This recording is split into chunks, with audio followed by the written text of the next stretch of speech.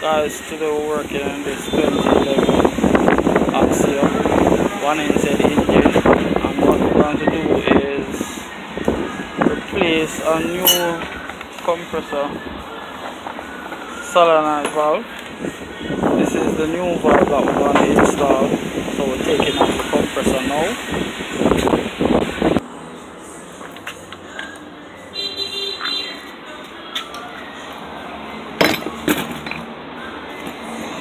This is the solenoid valve we're going to change. The reason to change this valve because the AC working on and off, it's getting hot and cold, and this most of the time the reason is the solenoid valve causing that problem.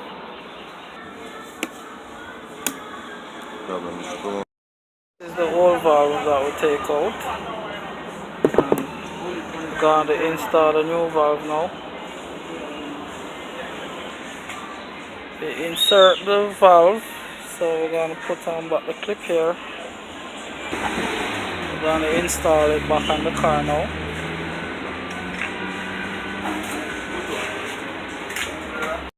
Now we're regassing up at the system. AC is working good.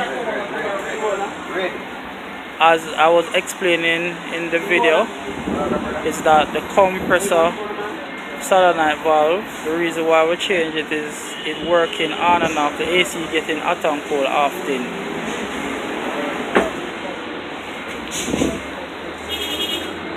Just gonna check inside. Yeah, the AC working perfect.